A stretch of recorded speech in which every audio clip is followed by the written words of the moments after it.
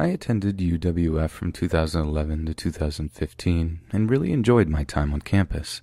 I had a handful of paranormal experiences. My last dorm on campus was haunted. A Southside dorm room a friend of mine stayed in was haunted, and a few other strange occurrences. But the main story that haunts me still is when I saw a dead man in the nature trail at my university. I wasn't unique in my habits of sneaking to the trails behind Building 11 with my one-hitter to the university's nature trail to smoke. So when I'd go out onto the boardwalk trail, I'd smell some fellow tokers and midnight smokers, as well as hear them shuffle as I would to keep the smell from lingering. But I was traditionally paranoid and carried a handmade spoof. I felt after my first semester at UWF I was pretty familiar with the trails and getting away with smoking in them. So, in early 2012, I was with a few friends that I had made, partaking in collegiate debauchery out in the trails. I loved nature and was glad I found like-minded peers to chill with. Well, there were 6 of us passing the J around, and then 4 of them left with mad munchie cravings, and that left me and my friend, whom we'll call M. So M and I, being young ladies and roomies, were actually aware of the silence in the woods just away from the boardwalk trail. She and I were giggling over a cute guy friend of ours when we heard a deep wheeze.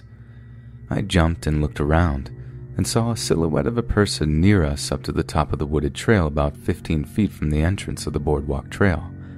I whispered M, "Do you see him?" She nodded, not responding, the J still burning in her hand. I told her to pass it. I damped it out with my saliva and hid it in my plastic spoof. Yes, by this time I had upgraded. I was freaking out. It's probably campus police or a random guy who wasn't a student. Again, we were both young girls freaking this was going to be a bad situation. Boy, oh boy. She and I stared this figure down. She held my hand and I tried to summon any and all courage I had. Any sense of high we had was absolutely gone. I felt cold sober as this thing or person began gliding towards us. He wasn't walking. There was no crunching of fall leaves behind this man's feet, no thump-thump of footfalls. There was no snaps of twigs as you would hear if someone were walking. He was coming closer and closer to us, the cool air not being what was sending chills up my spine. He could barely make out a pale face, no hair really on his head, and he seemed older than a college student. My thoughts completely interrupted when I hear a very faint, "Is this the way?" And just as quickly as this person had appeared, it was gone. I kid you not, this thing now disappeared. M grabbed my arm, making small scratches with her nails as we momentarily crapped ourselves. What was that? What just happened? Where did he go? He was just there. What was that? M stammered out. My mind was racing a mile a minute. There was no way. I didn't believe in the paranormal that strongly at the time. I finally find my feet dragging her and myself near where the silhouette was and duck through the bush to the boardwalk, passing 1, maybe 2 people trying to get away with their own debauchery, but I didn't care. I felt like I couldn't breathe. We kept running to the next lamp, and we stood underneath its brightness, thanking God for the peace of mind it gave us. We caught our breath, and I looked at M. What was that? She shuddered and stared back at me with a blank expression. Was that... could it have been, a ghost? I blurted out. M shook her head and shrugged, saying, Nope. I want to go. Let's go. I agreed, and we fast-walked with segmented running to our dorm in pace. We had nearly forgotten about our experience until about 8 months later. We get a campus email blast of remains found by a canine unit in the trails, right by where we were that night. It was a man who had been missing and was just found. And they found more remains back there too. Em and I were freaked out, but it kind of made sense. Maybe he got lost in the cold or something and felt ill, and his spirit was stuck there because his remains were there and not put to rest. I don't know. But I do know we saw him that night, and he wasn't human.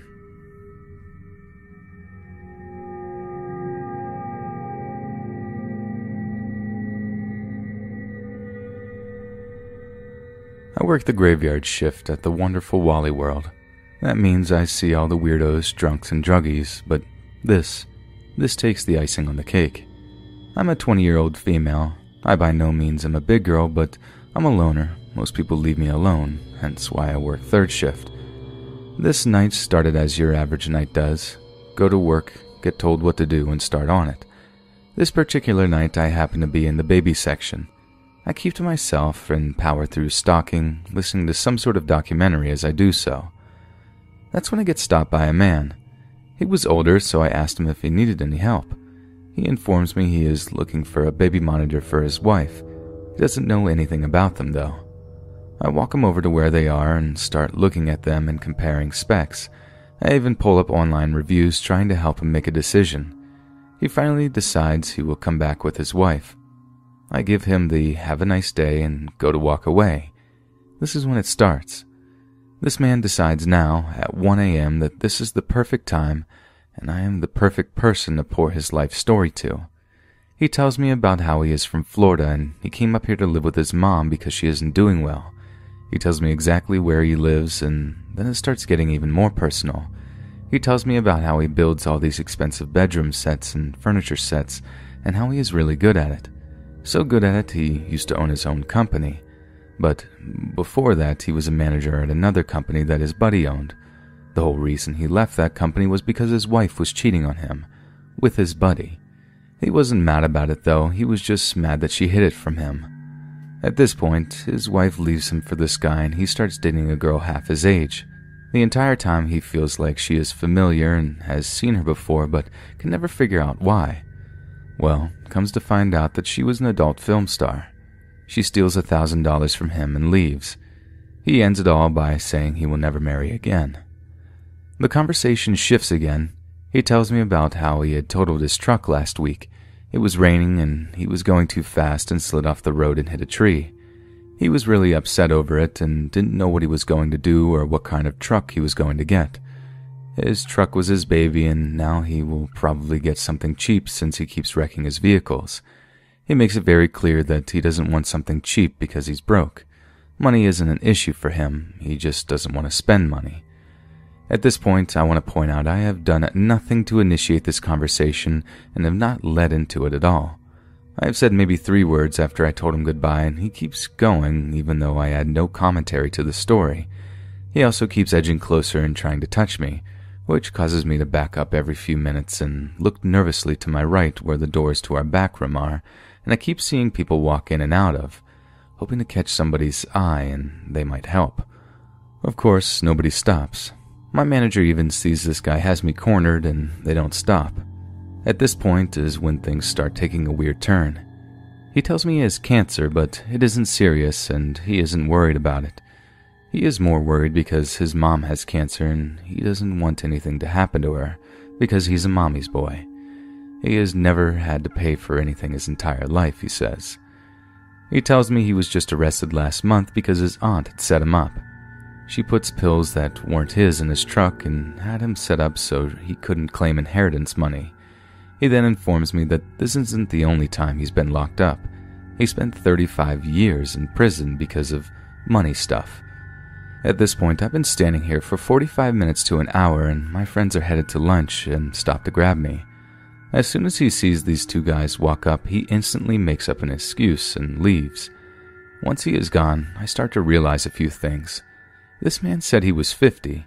He went to prison for 35 years. That would mean he was locked up at 15 and just got out, making everything else next to impossible. Not only that, but he wasn't even married and didn't have any kids. That's what really freaked me out. I'm pretty sure he was high as a kite as well. I hope I never see this man again, and now if I'm late to lunch or break, I've informed people to make sure I'm okay, just in case he comes looking for me again.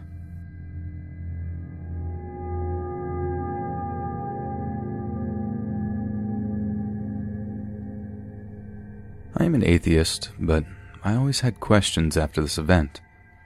I am 26 now, but I was about 8 or 9 at the time and extremely active. I enjoyed climbing everything I could find, any building, tree, or object that had something to grab onto and ascend myself. I was on it. I was with my friend who was around my age, and we were playing in the backyard.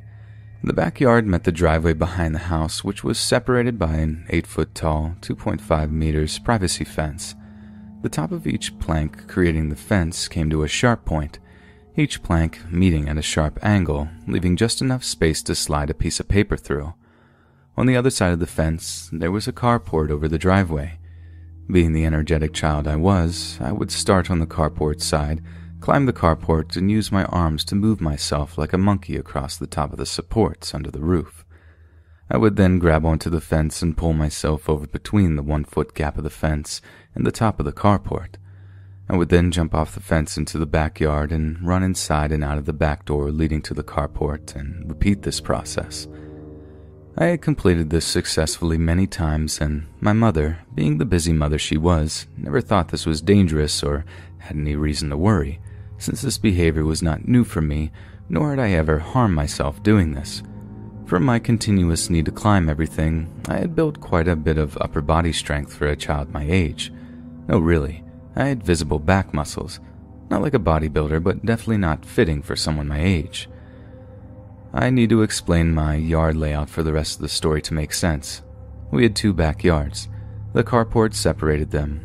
We were also a corner lot, so to the right of my house was the second backyard, which was all grass and just had a shed.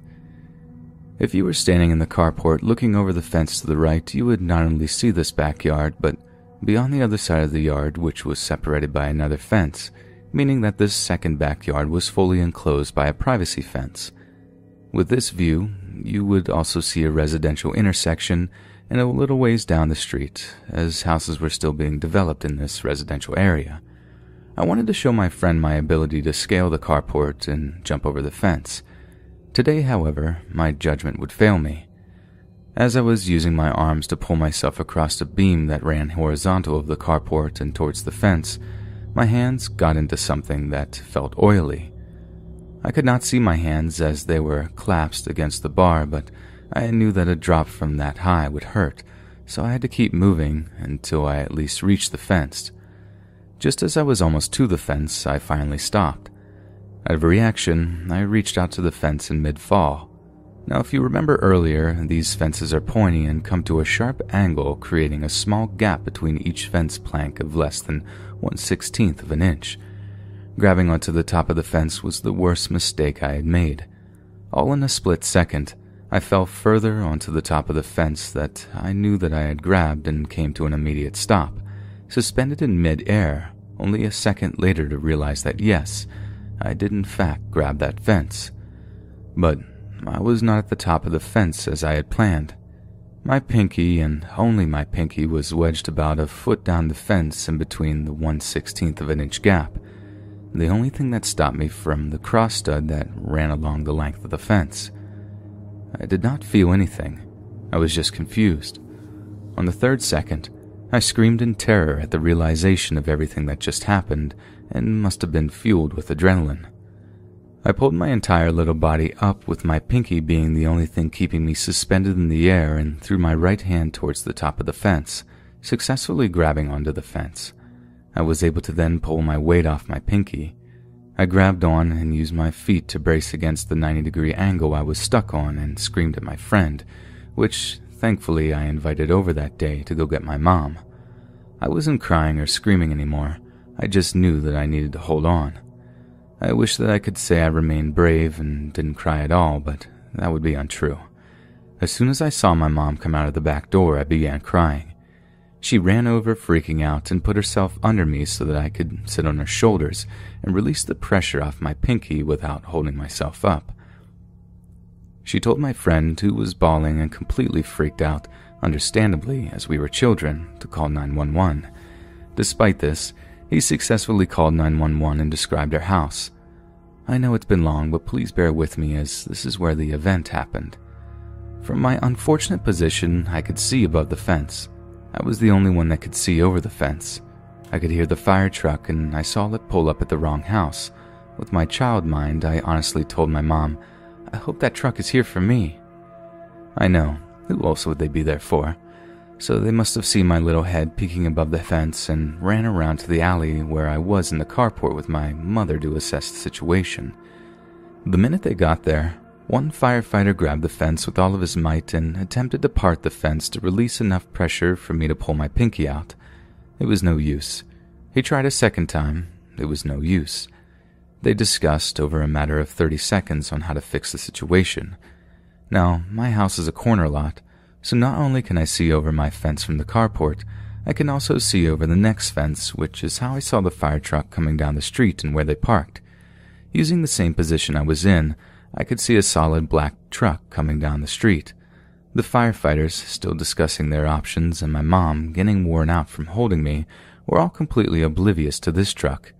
The vehicle pulls right up to the side of my house, and a black man gets out of the car and begins walking around the house towards the entrance of the car. I lose sight of him as he gets close to the fence and is rounding the first corner. Despite the situation I was in, my full attention was on this man. I'd never seen him before. I was not scared of him or worried. I just somehow knew he was coming over to help me.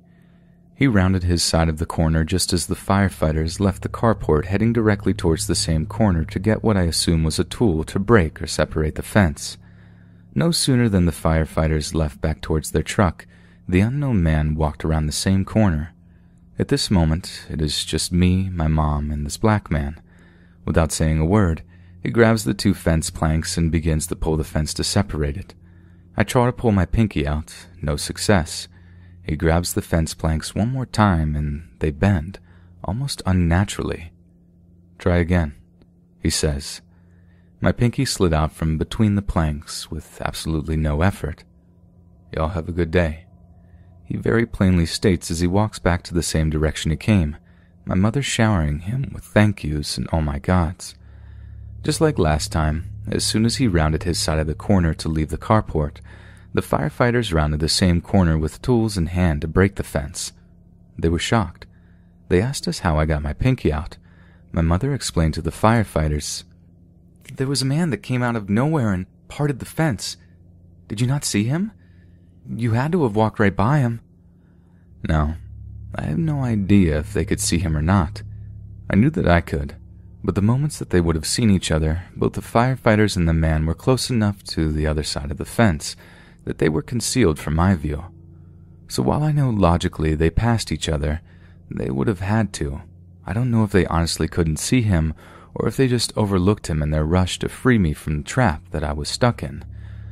When I looked up and over the fence, as I was still sitting on my mom's shoulder, the man and his truck were both gone. I never saw the man again. The firefighters apparently never saw him in the first place, and me and my mom were shocked at what just had happened. Honestly, he could have just been a man that saw a child and a bunch of firefighters and believed he could help, but that doesn't explain why the firefighters completely missed him. He also would have had hardly any information to run off of when he arrived. He would have seen some kid's head sticking up above a fence, 2 fences over, crying, and a fire truck with lights on, and just magically knew to stop and exactly where to go and what to do to fix it with no tools or anything. All the while driving down a residential road, mind you. It just does not add up to a good Samaritan situation. There is a lot of information he would have needed beforehand and a way to get to my side of the fence without somehow being noticed by any of the firefighters on scene. Guardian angel or not, that man saved me that day.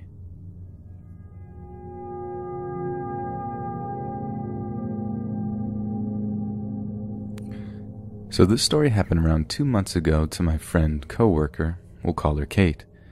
Kate and I have worked for about 3 years together and have a pretty close friendship. She's 5'6", a high school basketball player, and the type of person that loves horror, paranormal, scary, creepy movies and shows, and an avid adrenaline junkie and what have you. We realized we have around the same birthdays, only 1 day apart. So this year we planned this whole get-together. Dinner, bar hopping, and the occasional smoking, the night of her birthday bringing in mine. We agreed to meet at her place around 8:30 and figured where we go from there. It was about 7 when she had decided that before we go out for a long night, she would take her dog out for a walk. A lovable big pit bull named Jefferson Jackson. She lives around mostly elderly people, houses being remodeled, and 2 or 3 schools which you would think be one of the safest places to live, not having much going on at late hours of the night. Kate started heading down towards the corner of her house, reaching the first gate that marked the beginning of the school, when she started to notice this dark, older model car start to slow down, almost reaching a stop right behind her. At first she didn't really think much of it since it was still early. They were also in a school zone which kids could be trying to cross the street. Kate started walking around the gate to get towards the front of the school when the car started slowly following not far behind. She took a look back and saw that the car didn't have his car lights on at all, being weird for it being almost pretty much dark and you need them to see at night, especially in a school zone. So she figured he could be waiting on his kids and didn't want to waste his car battery or blind anyone with his high beams. The only light that there was coming from street lights.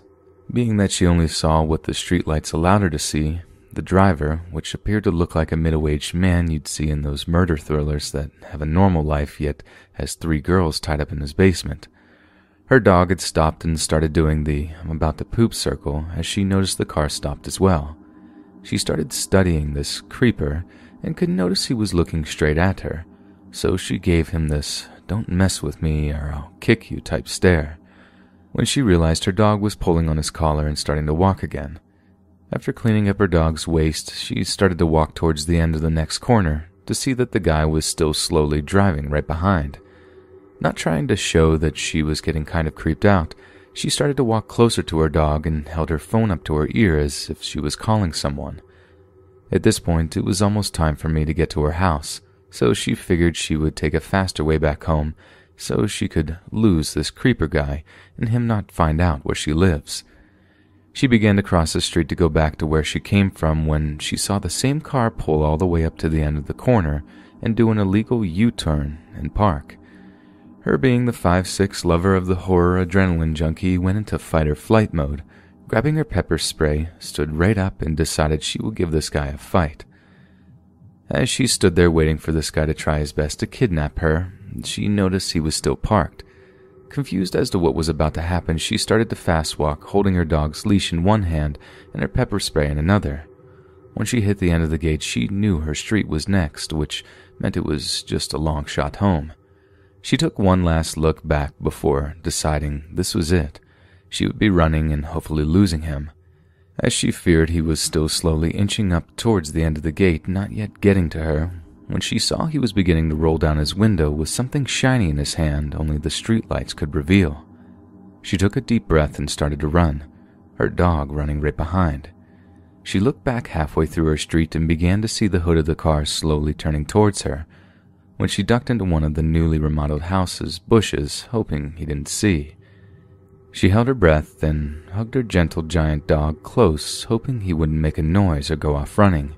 She began trying to call one of her older brothers when she stopped and realized it was probably a bad idea since she didn't know if the guy had gotten out of his car looking for her. So she started to count to 100. She grabbed the courage to speak through the bush and looked around, only the porch lights dimming the streets. As she peeked up, she saw the car reaching past her house towards the corner with its window down. She took the last of her fight-or-flight mode, grabbed her dog's leash and began to run that last stretch home. Let's just say we ended up staying in her room, smoking all night until my birthday.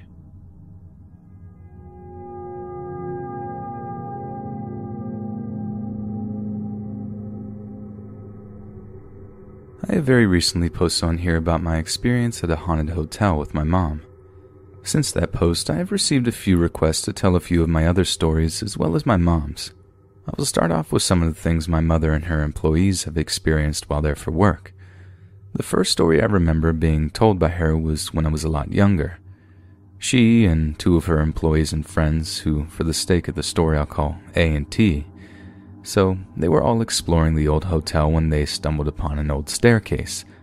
At the first sight of the staircase, my mom and A knew that they weren't supposed to be there, but T insisted they explore further. T headed up the narrow staircase and my mother reluctantly followed. As they were close to the top of the stairs, they were both overcome with dread, and even T started to feel like that they were doing something wrong. The next thing that they saw was what my mother described as a mist with a transparent face. My mom and T both ran down the stairs, and A swears she saw the thing chase them. They all ran out of the stairwell and went to their rooms. They later found out that those stairs were once used by the servants years ago. I myself have been to those stairs, and there is just a sense of unwelcoming coming from them. This next story is from just a year ago when I went there for work. Before we arrived, we were told that we would not be able to have our own normal room and instead received an upgrade that we would end up wishing we didn't receive. To paint a picture, when you walk into this suite, there is a small foyer. On the left is the master and the right is another room. Mine, my mom's, and coworker's room that we all shared, and straight on was a little living room. To get into this story, I had to share a bed with my mother while on my computer, who we will call S, slept in the bed right next to us. On the first night, I was laying in bed, unable to fall asleep while my mom and S were fast asleep. I'm laying there on my side when suddenly I hear what sounds like a bunch of people talking, and I don't mean like 5 people. It sounded like a whole ballroom full of people. Now keep in mind it's around 11 p.m. and we are far from any public part of the hotel, but again, it's late and most people are asleep. The next morning, I tell everyone what I had heard, and S tried to come up with some explanations while A, the same employee of my mother's from the previous story, decided to ignore the possibility of anything supernatural, as always. I ended up putting it in the back of my mind, and we carried on our workday as normal. Later, during the day, my mother asked me to receive S's coat since we were heading out, and because I was the youngest, so I could move faster. I agreed, annoyed, and sped walk back to our room. When I arrived, I felt very uncomfortable. I headed to our room and grabbed her coat from our closet, the whole time having the feeling that I was being watched, so I just decided to try and hurry up. As I was opening the door to our room, it felt like someone physically pushed me out of the room and the door quickly closed behind me. I got a sick feeling in my stomach and practically ran back to my mother. I told her to never make me go back into that room alone again, but they all just shrugged, thinking I was being dramatic. The last story and biggest story happened just the night after my incident. I fell asleep no problem and wasn't woken up to bumps in the night, which is very rare at this location. The next morning, however, S asked us if we were up at any time during the night. We all gave her a quizzical look and told her that we hadn't. She then proceeded to tell me something that really made me quietly freak out. She said that she was woken up around 3 a.m. to the sound of footsteps and people talking in the foyer of our room. She said she was confused but figured it was us. She then told us that the doorknob to our room started to turn and jiggle. She said hello, and all the noises stopped. This really freaked me out because it proved that I didn't imagine what happened the previous day and night.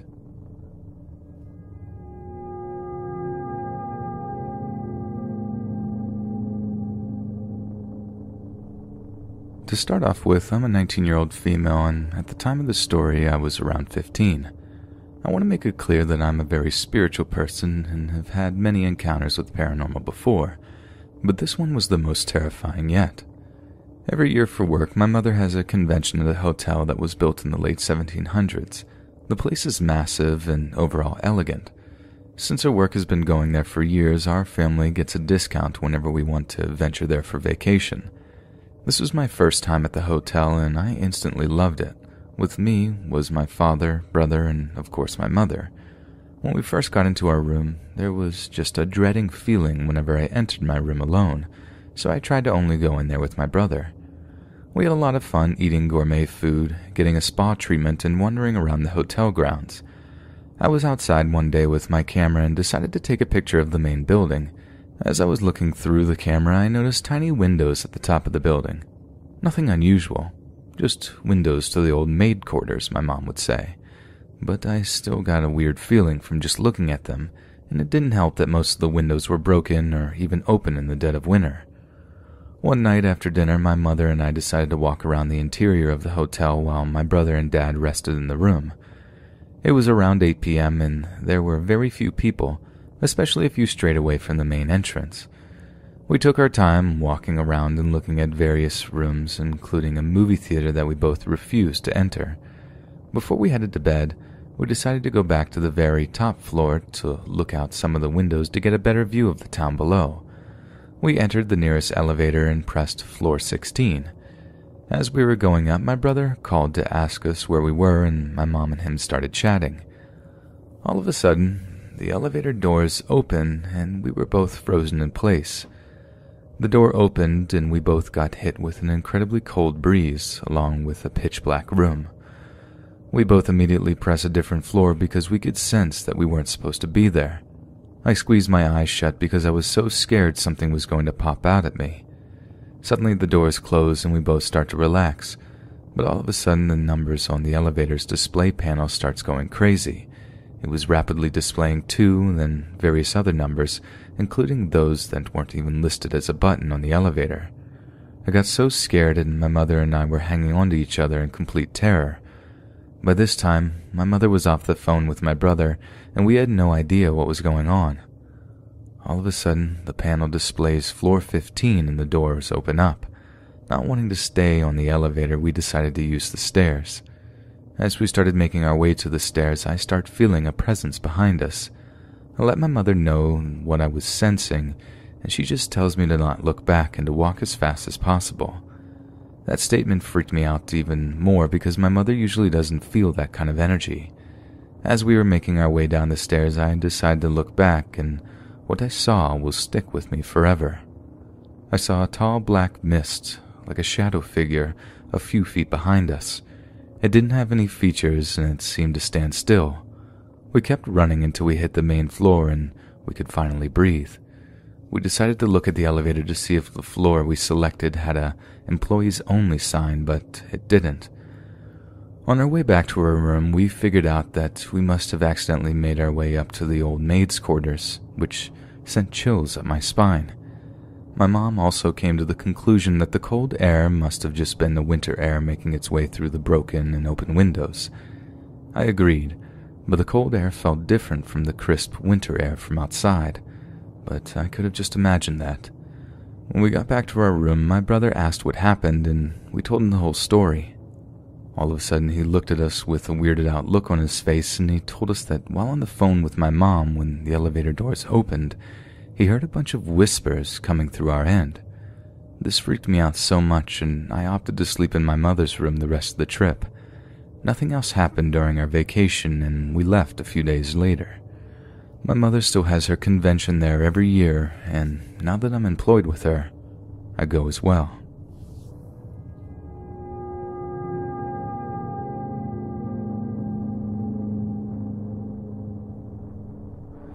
I will not be naming the hotel, its exact location, to protect myself from any possible lawsuits. All names in this story have been changed to protect our privacies. This incident happened to me about 5 years ago. I was a front desk clerk at this chain hotel, and it was the simplest job I'd ever had. It was located off of a highway, so our guests are usually passerby families or truck drivers. It wasn't anywhere near the downtown area, so our guest capacity never hit its limit. The hotel was 5 stories high, but we usually only assigned rooms from the 2nd to 4th floor for our guests. It was our hotel's effort to reduce the number of maids we need. The weird incident first happened on my 2nd week at the job. I was assigned a night shift, and it was slower than usual. My coworker, Josh, was on his break, and I just sat at the front desk watching YouTube videos on my phone. Suddenly, the phone rang and pierced the silent lobby. "Thanks for calling XXX. My name's Michelle. How can I help you?" There was a slight pause on the other end, and before I could say hello again, the person on the other end answered. "Could you please connect me to Mr. X in room 517? He asked. You may be surprised, but it was actually quite common for people to call our hotel and ask to be transferred to one of our guests. Our hotel's policy stated we needed to put the person on hold, call the guest, and ask if they were expecting a phone call. I placed the caller on hold, looked through our computer system, and realized that there was nobody in room 517. I picked up the phone again and told the caller that the last name was not on our guest list. The man didn't say a word and hung up the phone. About 5 minutes later, the phone rang again. I answered the phone and greeted the caller as usual. It was the same man who had called earlier.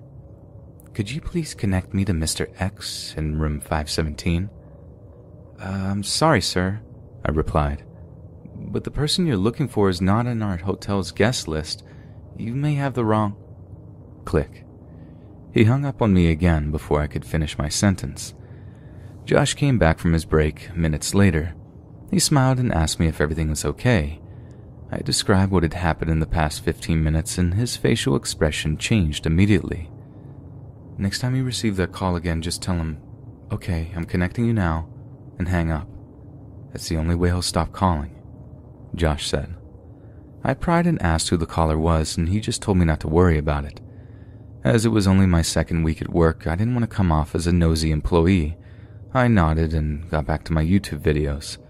A couple of weeks later, I was working the night shift again with another female coworker, Nicole. The phone rang and I happened to answer it. "Could you please connect me to Mr. X in room 517? I placed him on hold and started looking through our guest list. It was then that I remembered that it was the same guy who had called a couple of weeks ago. I remembered what Josh had told me to do and decided to try it out. I answered the phone and politely told him, "I'm connecting you right now," and hung up the phone. Nicole gradually turned towards me and asked, "Room 517? I nodded and asked her what she knew about the caller. Nicole scanned the lobby to check for any guests in the lobby before signaling me to come close to her. "We don't know who or what's been calling us," she whispered. "He's been calling the hotel for over 10 years now.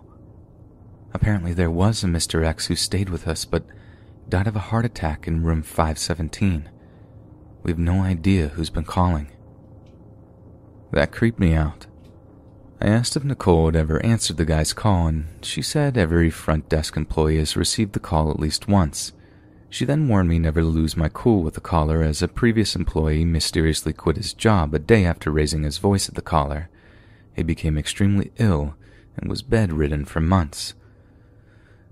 Throughout the 5 years working at the hotel, I've answered the call for room 517 about 50 more times. It was very frequent. I grew used to it and almost felt weird if he hasn't called for weeks. As far as I know, the hotel never contacted authorities for help. Our concerns were usually brushed off by the manager as prank calls.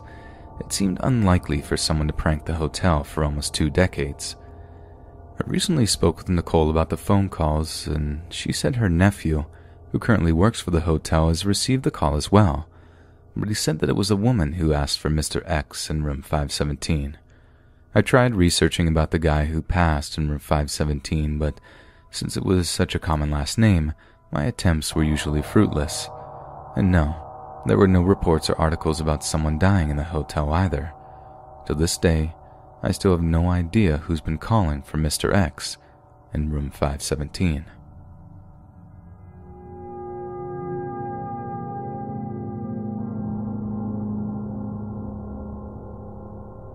I'm a 16-year-old male and I live in the suburbs on the East Coast in a town with a population of about 25,000 people. It was a normal night a couple of years ago. I don't remember exactly what I was doing that night, except that I was on my way home when this happened. I was in the car with my dad and my little brother. My dad is an alcoholic and used to verbally and physically abuse my whole family, and as much as I'd love to divulge into the horror of my upbringing, this is the only detail relevant because even though my father is now sober, I'm still very uncomfortable around him, but my little brother was too young to remember much from when he was abusive and is much closer with him. So when we ride in the car, my brother sits in the front with my dad, talking about whatever, and I sit in the back listening to music with my headphones falling into my thoughts while staring out the window. This night, while I was on my way home, was no different. I remember we were almost back, maybe about 5 minutes away, and we were coming up on passing a church, and I got immediate goosebumps when I laid my eyes on it. Then I was rushed with an overwhelming feeling of terror and couldn't look away from the church as we grew nearer and nearer, fearing something bad would happen if I did. Now, I listen to horror story narrations, read all kinds of things on Reddit, love horror movies, go to every haunted house in my area, and spend lots of time outside late at night when the weather permits it, going to the woods and abandoned places with my friends, so this unexpected feeling of terror on a completely normal night, surrounded by what I knew as the safe place I grew up in, was very unusual. As we get nearer to the church, I see 2 deer in front of it on the lawn. One is laying on its side, the other is standing, and it has its head bent towards the other's stomach. The deer on its side is dead, and the other deer has giant black horns that almost look like the horns on the helmet Hela wears in the Marvel movie Thor Ragnarok. They were absolutely massive, and it looked like the deer shouldn't have been able to support their weight. I'm frozen in fear when I realize the one standing up is devouring the dead one as we pass by it. It looked up at me, straight in the eyes.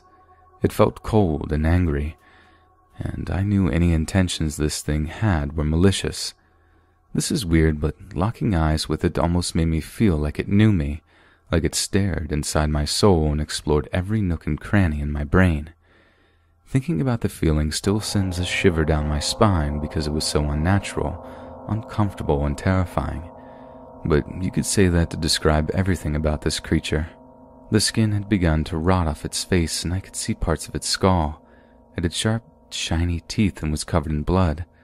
My father and brother didn't notice anything and thought maybe I was seeing things, but that primal fear convinced me it was real because I've never felt any kind of fear as real as what this felt like. I was truly scared for my life, and those few moments passing by this thing, I could feel its rage. It was almost tangible and it felt awful. I knew that it wanted to kill anything or anyone, and it would do anything for the satisfaction. I believe me noticing its presence made me its next immediate target, which would explain why I was the only one affected by its presence, my father and brother both unalarmed enough to not even notice it. But thank God I was in the car and we passed it, and that night went on as usual. I couldn't stop thinking about it though, so I went to the church the next day early in the morning, and I found the dead deer. All of its fur was skinned off, and it had a huge hole in it, and upon looking inside, I saw that its body was completely hollow. No blood, no organs, no nothing. But it wasn't flat. It looks like everything was still intact, that it just died and had no fur. It was gone before the day was over. I still have no idea what happened that night, but I haven't seen anything similar since this, and I don't know if it was a skinwalker or not. All I know is that it scared the life out of me, and I hope I never see anything like it again.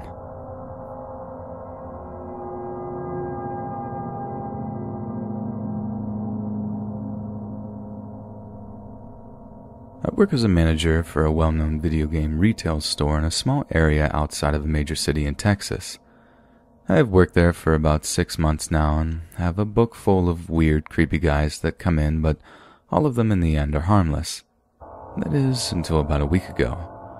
My store only has about 4 employees most of the year. My store leader, assistant store leader, and another guy who is the same position as I am but hasn't been there as long. Since we have such a small staff, I usually end up working my shifts during the week by myself. I usually love morning shifts because it feels safer and less weirdos come in. This particular day was pretty normal. The mail guy brought in our deliveries and maybe 1 or 2 people came in to browse. Then a tall guy about my age came in. For reference, I am 5'2", so this guy towered over me. He went straight to the shelf and picked up a Harley Quinn beanie and then headed straight to my register. I asked if this was all he needed today, and he said yes. I asked if he had an account with us, and he said he needed to look up the number and then said, "Are you just going to stare at me while I do this?"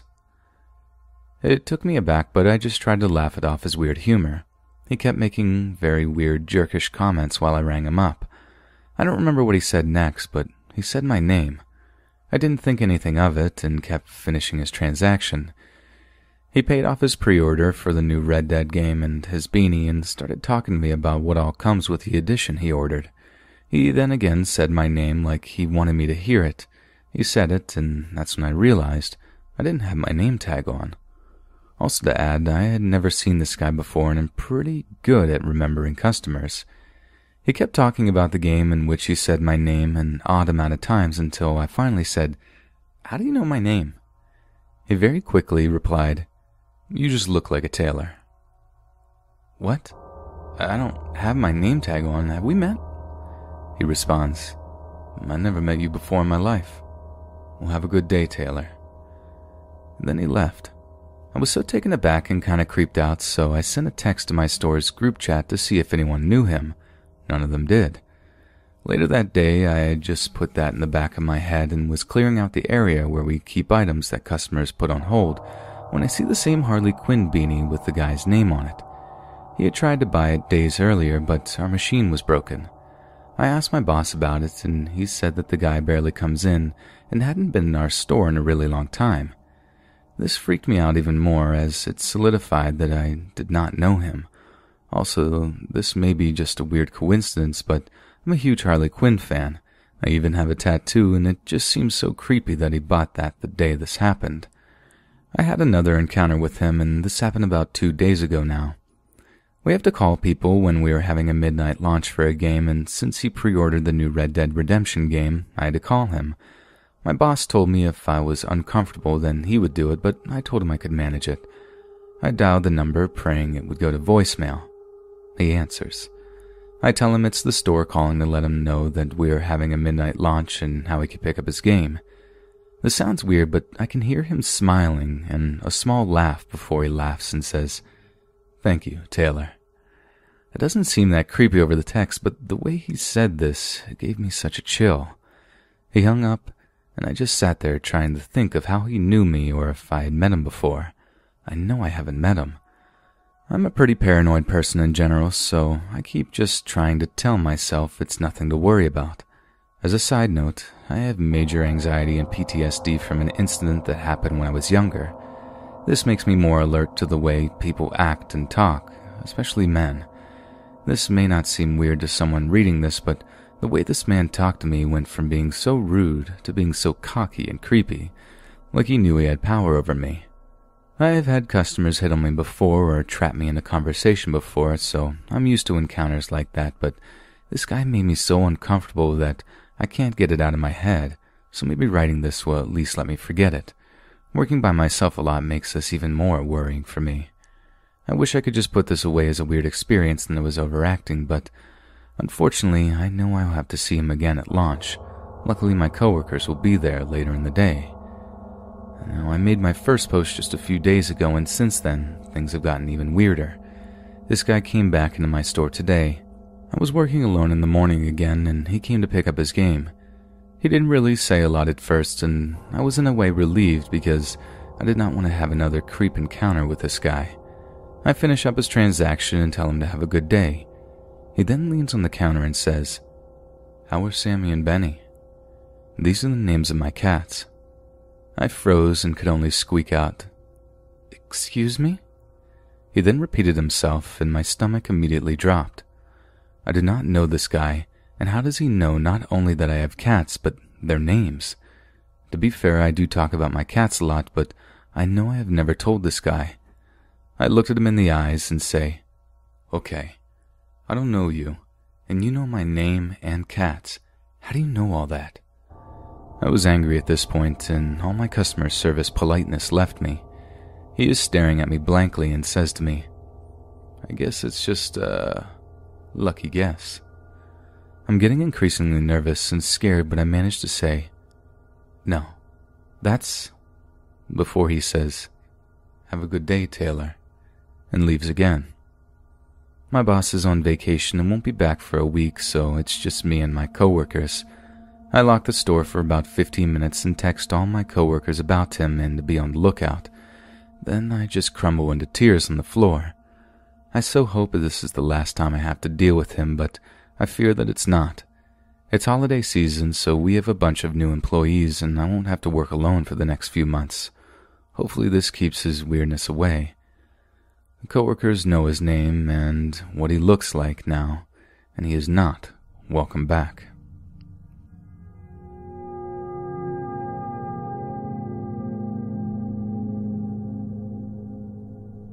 In my country, it's tradition that seniors get to go on a 5-day school trip.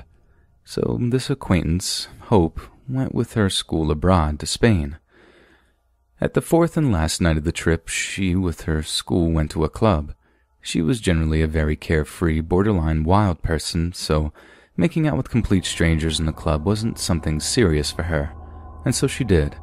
A 20-something-year-old man, upon seeing her, asked her to buy her a drink, as in my country the legal drinking age is 18, and given her personality, things quickly escalated to a full-blown makeout session.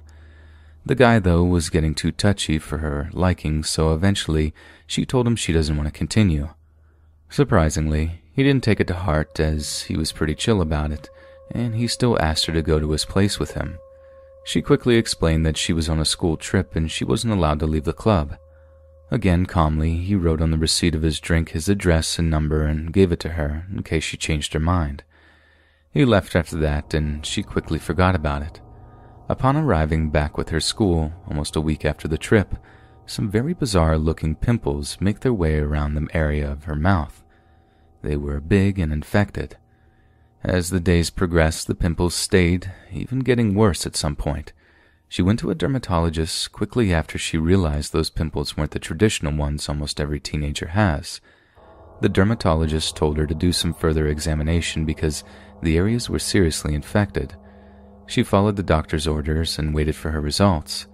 When the results came back, the doctor had a very severe expression and asked her if she did something peculiar the last days. She replied that no, she just returned from her school trip. He then proceeded to ask her whether she had kissed anyone on her trip. She confirmed his assumption, and it was then the doctor told her that the area was infected with microbes found in dead bodies. Hey friends, thanks for listening. Be sure to subscribe and click that notification bell to be alerted of all future narrations. If you got a story, be sure to submit them to my subreddit, r Let's Read Official, and give and receive feedback from the community, and maybe even hear it featured here on the channel. And join my Discord to interact with me directly. And if you want to support me even more, grab early access to all future narrations for just $1 a month on Patreon, and maybe even pick up some Let's Read merch on Spreadshirt. Links in the bio. Thanks so much, friends. I'll see you again soon. And happy Halloween.